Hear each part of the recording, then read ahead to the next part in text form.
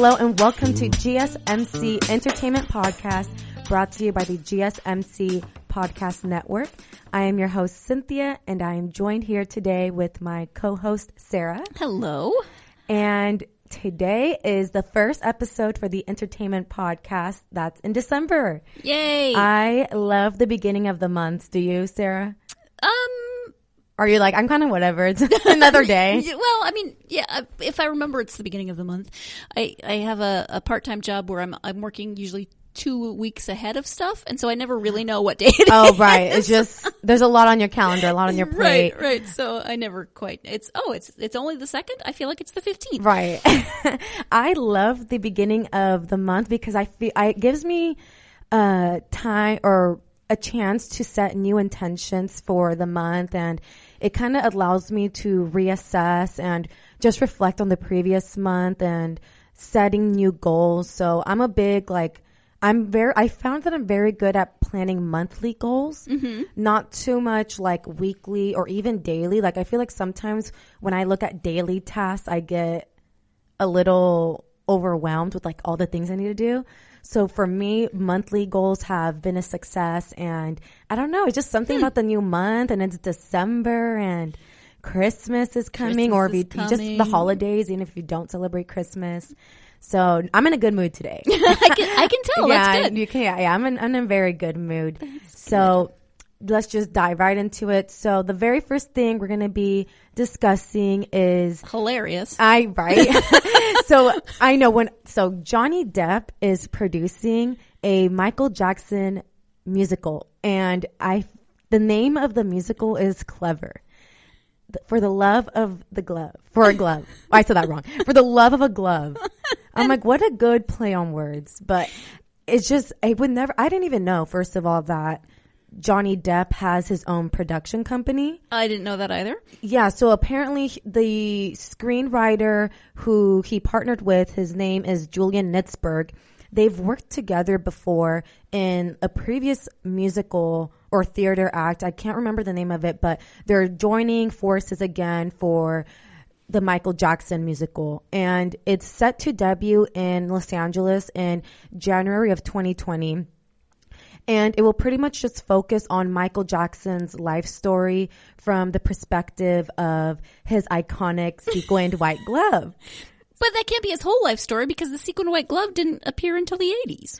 I know. So I think it's mainly, when I was reading the article on Forbes, Julian Nitzberg was saying that the white glove is supposed to depict and narrate the second part of Michael Jackson's life, since apparently that's when things got kind of weird and things got strange, especially with all of the accused allegations towards Michael Jackson. So I'm intrigued. The glove again is supposed to be like the singing narrator. So is it like an animated movie or what? Do you know? Because so it says that they're going to be puppets. So the show will feature puppets and puppet versions of the Jackson 5, Corey Feldman, Donny Osmond, and the chimpanzee Bubbles.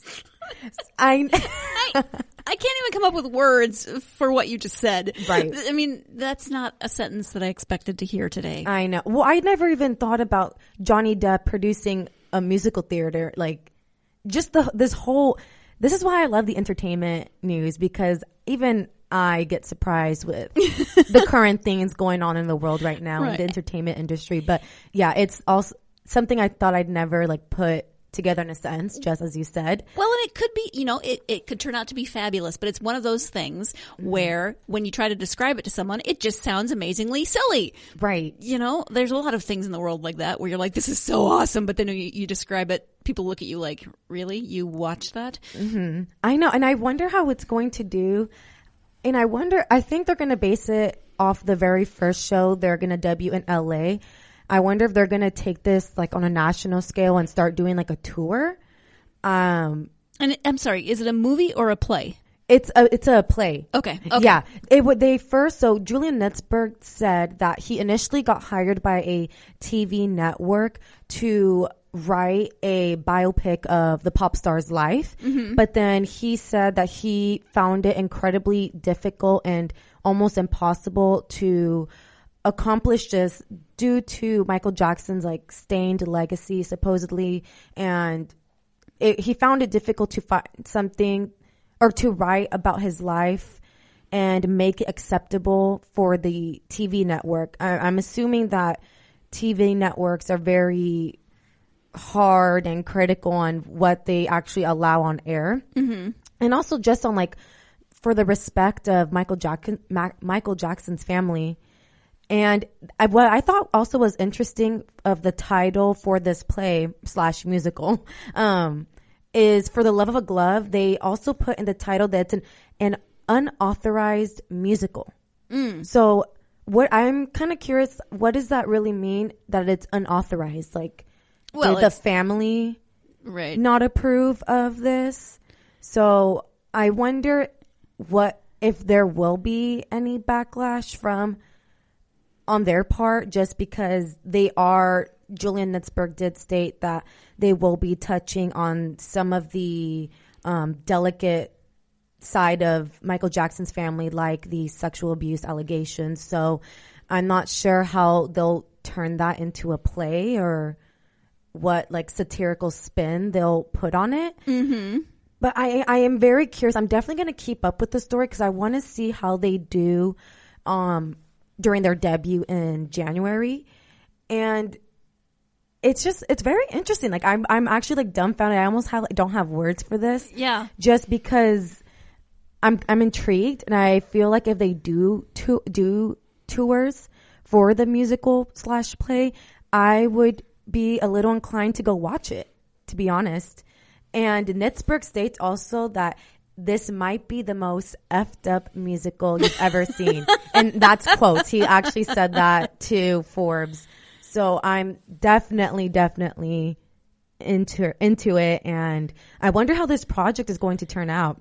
Yeah, I'm intrigued on many levels. You know, do I want to see it? I don't know. Maybe because I'm intrigued. Do I want to just see how it does? Do I wish I could just watch parts of it on YouTube? I don't know. Right. Like, I wonder if they're going to film it. I feel like they wouldn't though, because if they want to make money, wouldn't they? Right. You have to pay for tickets, right, to go see it in theater. Usually they don't film something like that unless it's been on tour for quite some time. So. Yeah. So if you're in the LA area and you go and watch this play, I want you guys to comment in the future episodes once we do bring this back in the comments, kind of what your thoughts were after watching the play, because I am super intrigued, and like I said, I'm definitely going to keep up with the subject later on. So we're going to move on to the next entertainment news for today, and that is Olivia Jade returning to YouTube after 8 months. And the only reason why this even made the entertainment news for today is due to the college admissions scandal that broke out back in March. So did you hear about it, Sarah? Yep. So Olivia Jade's, she released a YouTube video last night, and it's actually #1 on trending. And that's how I found out. Cause I'm a big, I watch YouTube a lot, and I was just looking at what's trending, and hers popped up. And to be honest, I had no idea who she was. I knew about the scandal, but I didn't know the name that Olivia Jade was Lori Loughlin's daughter. Oh, okay. So she returned to YouTube. So she had been a YouTube presence prior to the scandal? Yeah, so she's considered like a social media star. That's what people call her. I didn't know she was on YouTube, but I did see she had not been posting since March, since, again, that whole scandal broke out. And she currently is holding over 1.5 million views for the video. And it's really short and concise video. It's a 2-minute video just addressing her situation, but not really addressing it due to legal stuff she's not actually allowed to talk about with the public. But it pretty much, the video was just saying how she misses filming and she misses YouTube, and she thanks her fans for waiting for her to upload a video, and she can't, like, like I said, she addresses the situation, but not really. Like, she doesn't give any details. And for those of you who aren't familiar with the whole the college admission scandal, I'll break it down for you guys real quick. So Lori Loughlin, actress Lori Loughlin, and her husband, Massimo Giannulli, they were both charged over the college admission scandal, and the prosecutors accused them of paying up to $500,000 to get their daughters recruited into USC's crew team as a ticket to ensure their admission to the school, so they created entirely fake athletic profiles for the girls and used those profiles as a gateway to help get them into USC. And what's crazy, what I was reading about this, is that the girls have like no athletic abilities or talents and have never even played the sport. Yeah, they've never been on a crew team. They've never, wow. Right. And how does that even work once you get there? Right? You're on a crew scholarship, but you've never, I don't even know. I know. So, like I said, I like don't even have words for this just because it's still an ongoing situation. Lori Loughlin and her husband actually pleaded not guilty to the new bribery charges and money laundering charges that in the beginning of November. So they're still fighting the case. They're still claiming their innocence, that they had no idea that money was that money was being used as a bribe to get their girls into the school. And to be honest, I was a college student myself. And I wouldn't feel right with myself if I knew I had taken the spot of another deserving student who should have been in that school. Like if I would have taken just taken someone else's spot. Right. So I do feel some type of way about the situation just because I was a college student myself, and especially for like those students who come from a disadvantaged background, I can see how many people are upset. And even worse, they got very lenient sentences. So Lori Loughlin and her husband, Massimo Giannulli, actually I think they only got like 5 months of probation and no jail time. But again, this is still an ongoing debate that they're facing. And along with them, there were about 10 other parents that were caught in the scandal and who have also been sentenced from anywhere from 14 days to 5 months. And one of those, which I did not know, was Felicity Huffman. Mm-hmm. She was in the Netflix docuseries for When They See Us. I think that's what it's called. And she was sentenced to 14 days in prison for fraud and bribery after admitting to paying $15,000 to boost her daughter's SAT scores, which I'm just like, is this a common thing for celebrities to do? Apparently, although her husband wasn't charged, I've never figured out quite how that worked. And then I have so many questions about this whole thing. First of all, if you paid $500,000, but you didn't know it was going to be used for bribery, what did you think it was going to be used for? That's a lot of money. I mean, that's way more than even 4 years of college for some people. Also, how much do the kids know? Like, they fill out their college applications. They don't fill out I have no idea what it's like to be a celebrity kid. Mm-hmm. Do you have people that do these things for you on a regular basis so you don't know that your college applications were falsified? Right. Like, that's what I'm saying. Like, from the girls, like Olivia Jade, I can't remember her sister's name, but I'm like, do they feel some type of guilt? Like, how are they feeling? I really want to know from their perspective, because I've been watching interviews with Lori Loughlin, and she's not really like saying too much, just kind of staying quiet, staying low. What I did find kind of funny was in one of her court dates, she was actually, when she was walking into court, outside she had fans with like signs, and she was like smiling and signing people's little pictures of her. Mm-hmm. And so it's almost like like a book signing, movie signing to me when she's actually like getting committed. Right. So I thought it was a little comical at that moment. Interesting. And we're gonna take a quick break right here, and when we come back, we'll keep talking more about this college admission scandal.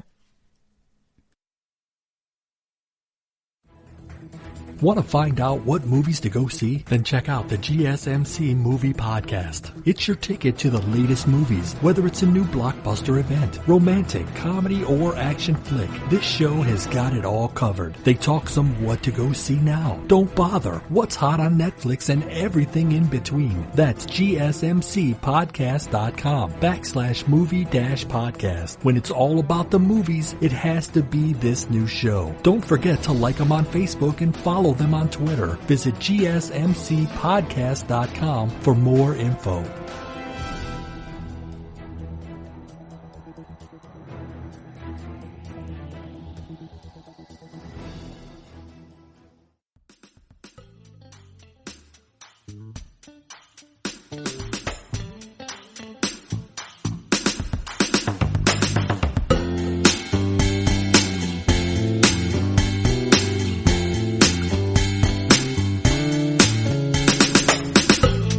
Hello and welcome back to GSMC Entertainment Podcast.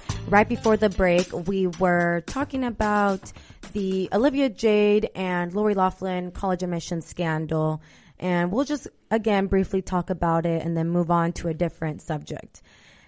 All in all, my personal opinion about this whole case is I feel that there's definitely privilege here, right? Like being a celebrity, they don't really hold you to the same standard as any other civil person, right? And I feel like the sentences are extremely lenient, and the parents and anyone else who was involved in this case are entitled. I mean, these people are abundantly blessed, and to still go out of the way and, kind of cut corners I just can't even wrap my mind around it. And they're using their resources to further tilt an already uneven playing field against disadvantaged students. And even if you're not disadvantaged, I mean, like I said, that's someone's spot that they took, and it just all boils down to, I guess, who has more money. And I feel like also, it's kind of, it makes me question a little bit, just colleges and how do they actually go about the whole process of like applications and how they actually admit students into a school, such as USC. And there's many cases of this. Like, this isn't the only one. There's many, many cases where you don't even have to be a celebrity, but as long as you have money and you're giving the school like a big hefty check, you're guaranteed to get in. So that's been just going on forever. Right. That's been going on, a very long time. But I feel like this case is extremely special. It's because Lori Loughlin, I mean, she was on Full House, so everybody knows her as Aunt Becky, and she's been in other films. So I feel like it's kind of hard also for people to wrap their mind around that, and that she could have done something as low as this. And I'm also going to be keeping up with the case just because I am interested. And I wonder, too, if, as regards to Olivia Jade's YouTube channel, if she'll ever post a video regarding the whole situation, if she'll ever, in the maybe upcoming years or months, will she open up and really talk from her perspective? Because I am actually really interested in hearing what she has to say, and if she had any knowledge of what was going on behind the scenes.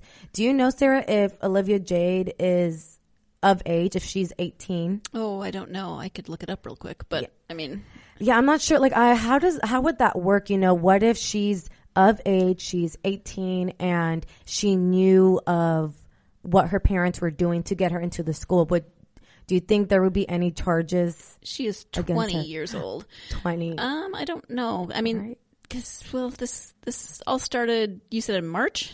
Yes. But that's when the investigation started. So I don't know when the actual events occurred and how old she was at the time. Right. I really don't know. It gets all complicated with like the legal issues. It all confuses me a little bit. But so that we're going to move on to the next subject. And that is holiday reunions. So Ooh. more into like a happier, lighter topic. Holidays are a time to bring people closer together, especially the ones that you haven't seen in quite some time. And this in particular, E.T. and Elliot finally reunited. Yeah. 37 years later for a holiday campaign. Have you even seen E.T.? I mean, I have seen E.T. I'm not saying that came out right. I mean, you know, I was little when E.T. came out. So it's one of those movies where the movie did come out in the 80s. So I watched it obviously when I was in early 2000s, I'd say. I was fairly young, and I do remember the movie vaguely. I was scared. I thought it was scary. It's scary. I didn't right? like it as a kid. No. Yeah, I did not enjoy it. The noises that E.T. made, E.T. found home. Okay, so does he say what is exactly does he say? Something home? Is it phone home? Phone home. Yeah, he's okay. trying to get home. And, okay, but he says phone as in telephone, right? Right. Okay, I couldn't quite decipher if he was saying phone home or for home. Oh. I was like, am I hearing this right? So, yeah, he was creepy. The animation back then, I don't know. He just looked very, I don't know. I didn't like it. I was scared. I didn't have a problem with E.T., but the guys, when they come and they're in the hazmat suits and they put the big tunnel up to the house and then Elliot's in his underwear. I don't know why Elliot in his underwear freaked me out, but it did. His little tighty whities and he was all scrawny. No, and actually I didn't know, looking back, I didn't know Drew Barrymore was also in the film. Oh, yeah. Yep. I had no, she was a child. Yes. So tiny. Yeah, that's before everything kind of went crazy for her. But then she settled down again. Yeah, she did settle down. But so actor Henry Thomas, he recreated his role as Elliot alongside the alien character for Xfinity's new 4-minute ad called A Holiday Reunion. And in the ad, it's not really a commercial because it's 4 minutes long. It's first pictures Elliot as an adult, and then he has 2 kids, and the kids are outside playing in the snow, and then their Christmas lights start flickering, and so they start walking towards the backyard, and there's a snowman, and then you know how usually snowmen have twigs or branches as arms. In this case, it was E.T.'s popping out. So then they scream. Right. So then the iconic, the Drew Barrymore scream in the movie, that's the same scream they reenacted in the holiday campaign. So it brought back some memories of me watching the film. And then, so pretty much, the 4-minute film is E.T. just hanging out with the family. And you have to remember it's an Xfinity ad. So they're watching TV with, Comcast, and they're doing all sorts of things that involve, pushing Comcast products. Exactly. So, but I think that's kind of genius from Xfinity's part, just because obviously bringing an alien into the scene, and they've, in the holiday campaign, Elliot even says to E.T. a lot has changed since you haven't been around. And obviously because technology has changed and it keeps advancing, and what better way to kind of bring that concept alive than to bring back an old, classic movie such as E.T. And I was also delighted to see some of my favorite scenes reenacted as well. When in the movie, when Elliot and E.T. ride their bikes into the moonlight, they did that exact same iconic bike scene with E.T. and the kids. So they're riding into the moonlight. And for some reason, I remember when I watched the movie back then, I was scared of that specific part. Oh. Which is weird. Were you scared of heights? What do you think you were scared of? Of E.T., the actual alien. Of E.T., yeah, I didn't I think it was his blue eyes. He has bright blue eyes, and then he's brown, a brownish, ugly color. So I think it was, just him as a character alone. He's a little creepy to me. And they also reenacted certain parts, the finger glowing and then the scream. So I really liked it. It was short, quick, cute little 4-minute moment for them. They did not make E.T. dress and drag again, though. So E.T. I'm sure was grateful for that. I forgot they did dress and drag in the very first film. When he was hidden in all the stuffed animals and stuff, and then they badly dressed in drag. Right. They did. That's funny. I just can't I can't remember where exactly they first played the holiday campaign. They played it a 2-minute version on ABC's commercial, but I'm not exactly sure like for what show or anything like that. But I'm not really sure where they would play a 4-minute ad. I mean, it's not the Super Bowl's not until like February, so I don't know really when this ad would kick in again. And you guys, on that note, we're going to take our second quick break. And when we come back, we're going to talk about another holiday reunion. So stay tuned for that. Tired of searching the vast jungle of podcasts? Now listen close and hear this out. There's a podcast network that covers just about everything that you've been searching. Hey! The Golden State Media Concepts Podcast Network is here. Nothing less than a podcast bliss with endless hours of podcast coverage. From news, sports, music, fashion, cooking, entertainment, fantasy, football, and so much more. So stop lurking around and go straight out to the Golden State Media Concepts Podcast Network. Guaranteed to fill that podcast itch. Whatever it may be. Visit us at www.gsmcpodcast.com. Follow us on Facebook and Twitter and download us on iTunes, SoundCloud, and Google Play.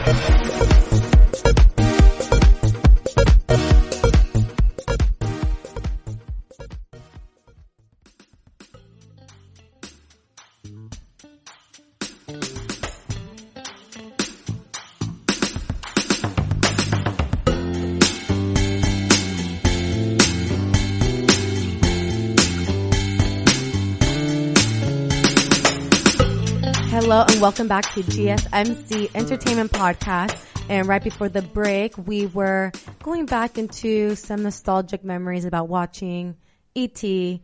And we're going to talk about another holiday reunion that just happened, which is the Pussycat Dolls are back after a 10-year hiatus. Do you know who this girl group is, Sarah? I do. They've been around forever, yeah. Okay, yeah. Oh, wait, no. Yes, never mind. But yes, I do know who they are, and I had them mixed up, but in my head. But yes, I do know who they are. Yeah, depending what generation you are, I grew up, like, they were really poppin' and popular in the early 2000s, I'd say. And the girl group returned for the first time and performed their biggest hits and a new song, actually, for the UK's X Factor finale episode. And I can't remember exactly what night that was, but it was within last week. And they performed like their old hits such as Buttons, Don't Cha, and When I Grow Up.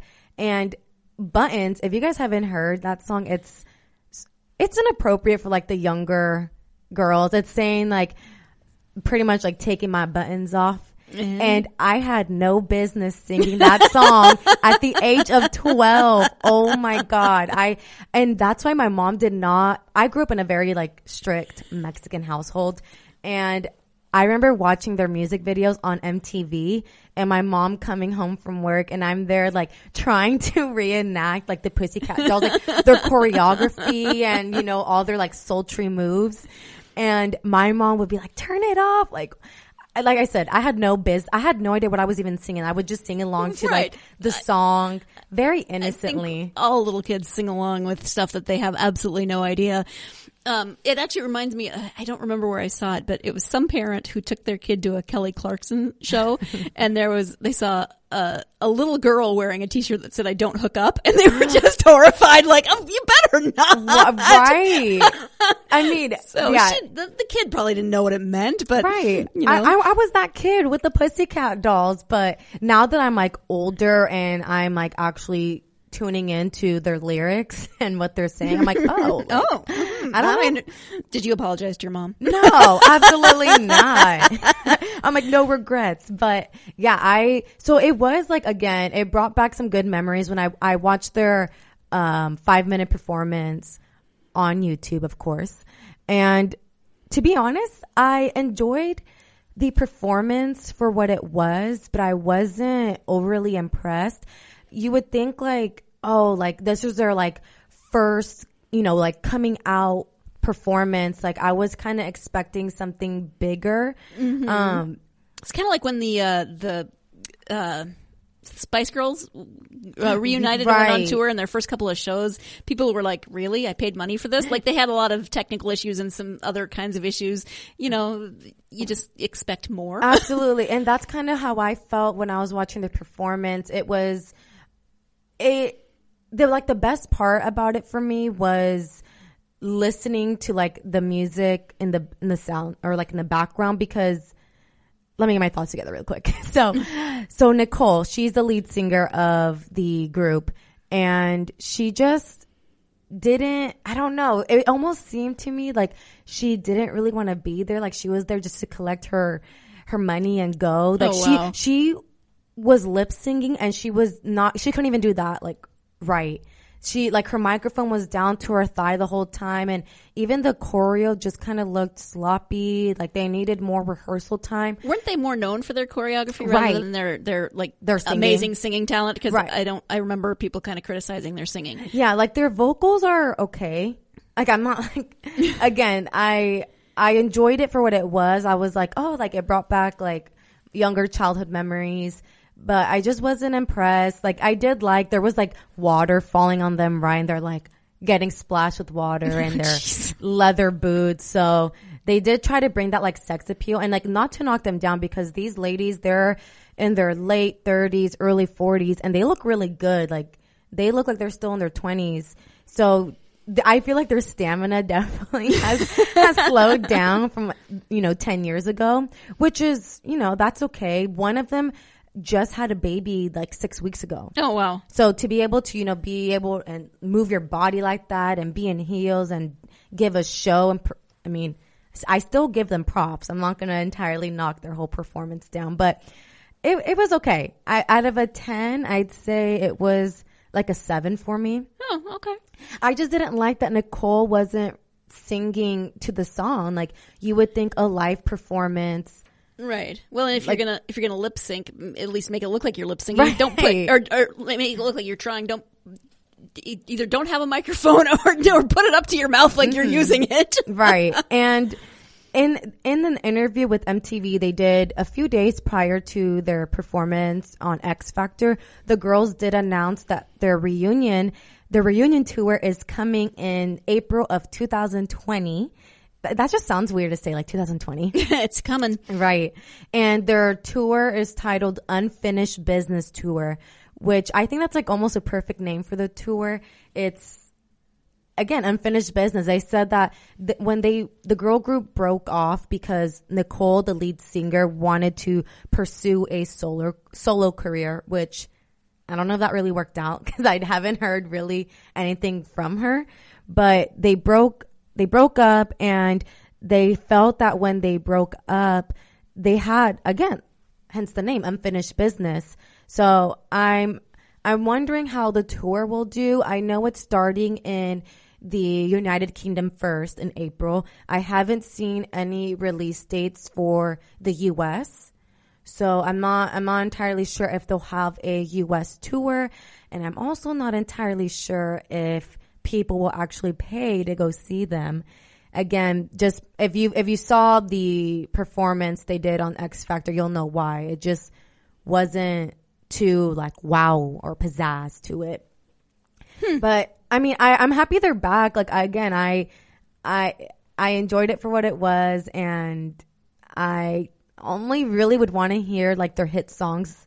I don't think I would personally pay money to go see them.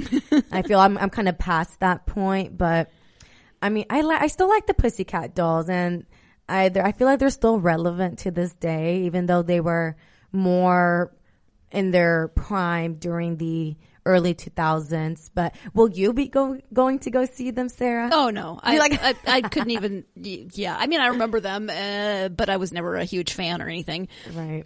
So my mom doesn't need to worry about me like going mimicking the lyrics to Buttons. So, and on that note, you guys, we're going to end today's entertainment podcast. We dived into a lot of things today. We touched on the upcoming Michael Jackson play.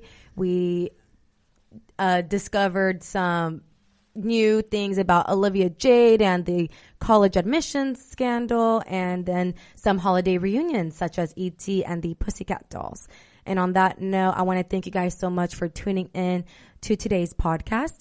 And if you liked the show, please give us star ratings, leave us some nice comments, subscribe so you don't miss an episode, and stay tuned for next week's episode and listen to Sarah and I talk more about the entertainment industry.